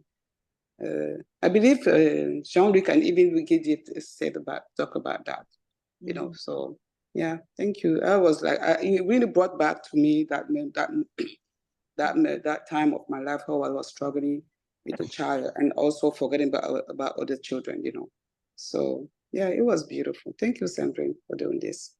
And also, you know me, I'm an educator. I always learn from whatever I learned from your webinars, to be able to observe my own students at school, to see how they behave. And it's always a learning time for me because I know how I can apply it directly in my job. So thank you.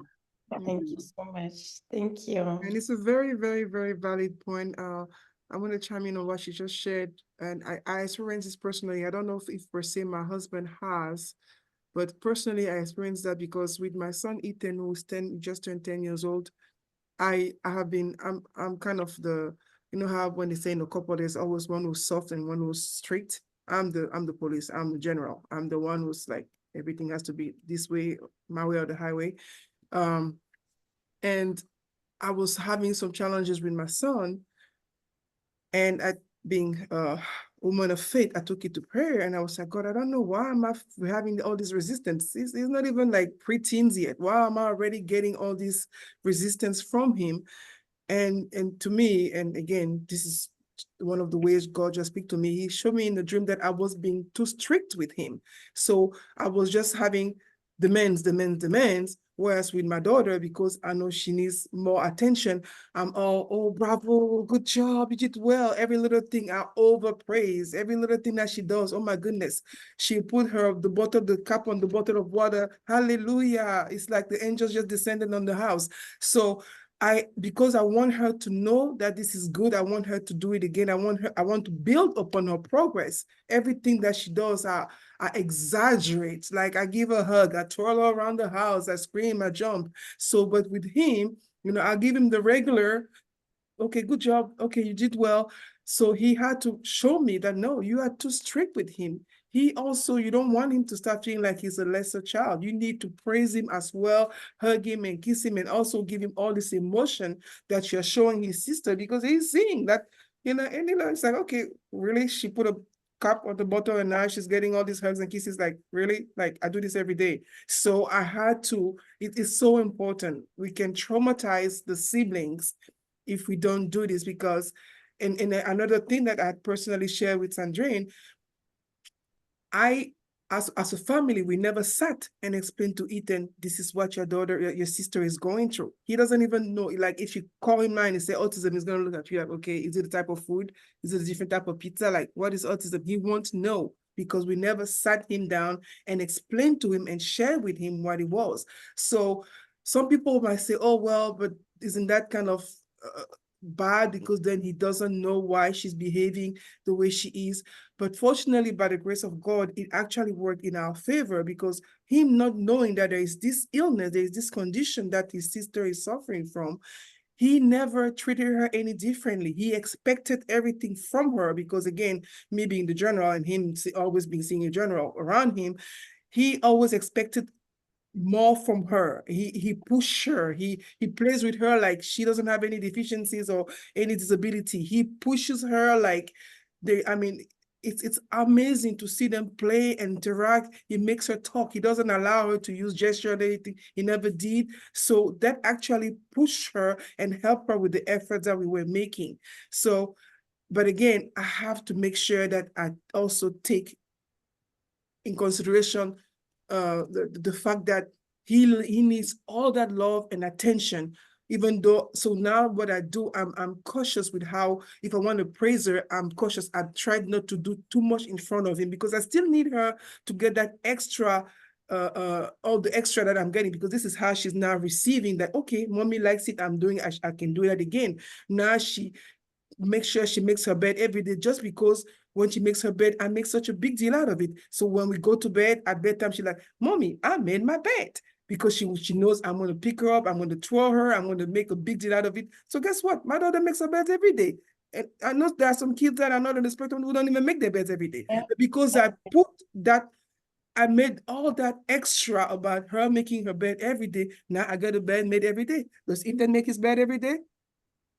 I'll let you answer that question. Thank you so much. Thank you. I think this concludes our webinar for tonight.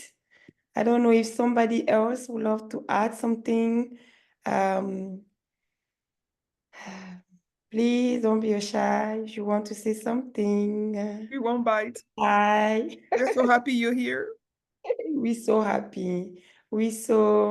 I always thank you guys for all the love, for all the support, even though I'm the one who take the initiative to do that, but you guys are there to support me. And this is make me willing to do more and more and more. So thank you, guys. Thank you so much for always being there for us. We really I see that you have a good group in Houston there. I'm from Oh Chicago. yeah, I'm that's from my Chicago, mommy so right there. Each time in force. yeah. So Oh yeah. I'm jealous actually, but Oh, Don't Come, be, don't come I'm in be. here. Maryland, if that can help. I'm not in Houston. I'm in Maryland. okay. So yeah. I So can tell you it's the best city to live, Houston, I Texas. I have a lot of friends who live there, so they told me about it. So See? I'm gonna have to see with my own eyes. Yes, Doris, you have a question? No, I don't have a question. I just want to add to everything that was said that I know that everybody has probably his religion or what he believes in, but I wanted to add that on top of everything that was said, the ultimate game changer, the ultimate one that can make a difference is God. Amen. So to those parents that goes through I mean this raising a child in the spectrum, don't do it with your own effort. Mm-mm. You cannot. I Okay. mean, there's absolutely no way you can make it with your own effort. Mm-mm. God can make it for you. So when you are trying to make any attempt of trying to make something for the child to respond, put a prayer. Put a prayer. And I was happy to hear that. I mean, another thing is was Dr. Foster who said that his child can read the Bible. That is awesome. There's a little things that we neglect, even to those children that are well, they need to learn how to know the God of their fathers. They need to learn how to know how to have a relationship with God at that tender age. That would take them a long way. So I just wanted to add it that the ultimate game changer is God. Put God first, and the miracle will happen. Amen. My little sister has a child on the spectrum, but we were not in a denial. With my faith, I said that child will be healed. And today, he is responding. And I know it cannot be me, it cannot be my sister, it cannot be the father or my mom, because my mom did a lot of, I mean, she supported my sister a lot on this. But I told my sister that everything starts with a mindset. Who do you put first? Your effort or God? You need to put God first, and he will do the rest. And he will even teach you what to do. He will give you insight how to raise that child. And it is something that we sometimes for granted, thinking that we have all the capability. We went to school, have all the degrees. We think we have it all in our hands to be able to raise a child. A child in the spectrum, a child with, I mean, in a normal child, all it needs God. It needs God. So I'm sorry if I'm maybe being too spiritual or religious. Me, that's the way I'm wired. I can't think otherwise. So Amen. I'm just going to add that for those who believe in God. I know Sandrine believes in God, and I know that I have seen miracles of God. Like nobody can tell me about God. I am a living testimony of what God can do in somebody's life.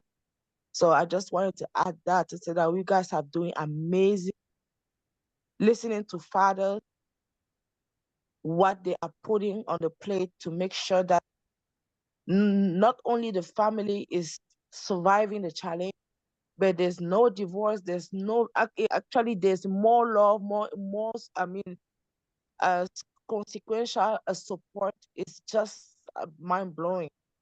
So I just wanted to add this little comment. Thank you so much for your time. I was very blessed to listen to that because it gives me to understand that I didn't do anything to be able to have children that are normal. I didn't do anything. It's a grace of God, and I'm so grateful. And and however God is going to give me, I want to be a part of of the life of those little children that are having those challenges. So thank you so much, Sandrine, for giving me the opportunity to be part of this. This is amazing. Thank you so much, Doris. Really appreciate Doris, you. don't feel bad about the comment. You brought me to tears actually about the comment that you just made because just to bring to heighten how important what you just shared. And again, this is not a religious meeting, but just because every one of us have their beliefs, but to whatever you believe, make sure that you instill that to your kids. Because to me, Idrea is a miracle. Like she is a living miracle. When she turned 5 and she started kindergarten, she actually got lost. Just to tell you how little control we have over these children if it's not the grace of God and the fact that He watches over those children, whether they are on the spectrum or not on any spectrum. She was 5 years old. She starts kindergarten. First week of school started Tuesday. By Thursday, my baby is lost. And when I say lost like when those pictures that you see when you go to the grocery stores and you see pictures, have you seen this child? Lost that in that manner. An autism child being lost. How did she get lost? She's about to board the school bus on a dismissal. She's just excited because she loves riding the bus. She says a bunch of buses outside. She lines up with the wrong crowd, the wrong kids getting on their bus. The teacher is distracted. She doesn't see her getting on that bus. She gets on it. The bus drops her off despite the fact that she has those safety concerns. She has safety gears. She has her yellow, orange vest. She has a book bag with the tag and everything on it that shows that, she needs to be watched or whatever. She is allowed on the school bus. She is allowed to get off a school bus without an adult at the other end to receive her. She is allowed to wander by herself in a foreign neighborhood for like 5-10 minutes. Nothing but the grace of God for her to be found by this lady who just happened. You will tell me there is no God, happened to be a special need teacher. So because she recognized that something was different with my baby. She recognized that this child should not be left alone, not with her way she is dressed. She was able to make her come near her because Adria loved puppies when she was little, even with her syndrome, her disability, I should say. She is able to get close to her and to now look at her tag and her information and call me to let me know. And I had the call that I don't wish any parent to ever have. This lady calls me and she said, "Have you lost your child?" I don't wish that call to any parent.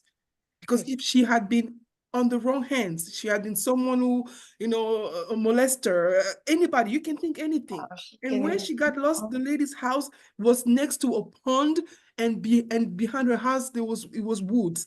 Our babies don't know any better. She could have thought it was a little pool. She could have tried to jump in the pool, in the pond. She could have wandered in the woods looking for, chasing a fly or whatever. It was nothing but the grace of God. Nothing but she was by herself. Nobody. It was nothing but the grace of God. So it really is not something that is not a point that we can under stress.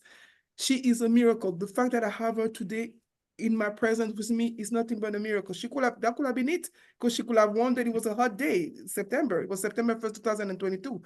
She could have just wandered in those woods, got tired, just dehydrated, and then got forgotten in the woods. Would have known where to find her. The school had no clue. My son sounded the alarm and said, "Where's my sister?" It made them realize that she was not in the building. They look at the cameras. They realized she was not in the building. They went looking for her. The bus driver's like, "I dropped her off," like she's just another child that I dropped off. He didn't realize what was going on with her and everything. So they had no way. The school had absolutely no way of knowing where she was if it wasn't for this lady who found her and then called me and returned us our baby to us. So really, Very, very lucky. there are some things that make you know that there is a higher power that's watching over those babies, and you have to remind yourself you are not the boss. He is. Right. Put them in his hand, and he'll guide you. Definitely. Right. Thank you so much. Welcome. Thank you so much, Doris. Thank you. Thank you. Yeah, I think we are concluding our Zoom webinar for tonight.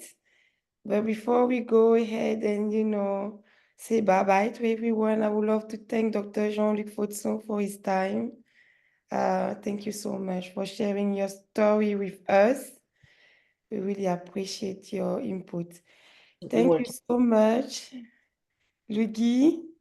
Choupette, thank you so much for being with us tonight. Thank you for sharing your story with us. We really, really appreciate it. And to my co-host, Elise, I think we are met, you are mean to met, right? I don't know Oh, how yes. you Oh, say it. yes. It was written. I was written. He was written. And you know And I how was much I also love meant to you. meet Dr. Fosso and Mr. Lugi. By the way, my husband's first name is Guy. So it's Oh, interesting if you had been here on the panel. I was like, There you it's your go. turn, Guy. No, Lugi, women Guy. yeah. Tell Guy that next time we want him, tell him I that will. we need to arrange his schedule to be with us, I please. will. Thank you so much, Elise. Thank you. You know how much I love you. Thank you, and hello to Idria and his brother. Yes. Thank you, Jean-Emile, for, Thank you so much, for Sandrine. sharing all your Really story appreciate with it. us. We Thank you. hope to see you next time. I will be there. We are thinking about having our next webinar on siblings. Siblings on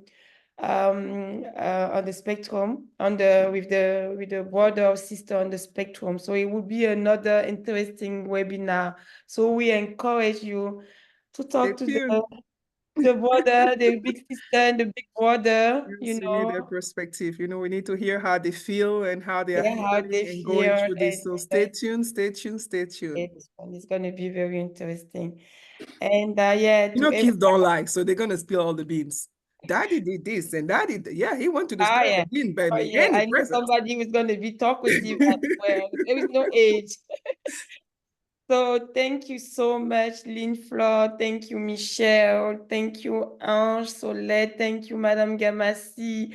Tata Irene. Thank you, Virginie. Thank you, Elise. Thank you, Tata Elena. Thank you for your support. We love you. Thank you. Thank you. Thank you. Have a blessed evening. Bye. Bye. Thank you. Bye, everyone. Bye. Thank you. Thank you. Thank you so much. Thank you. Mhm. All right, Elise, that was another good one. You can stop the record. Yes, I am about to do that now. I am looking for, here we go. Stop recording.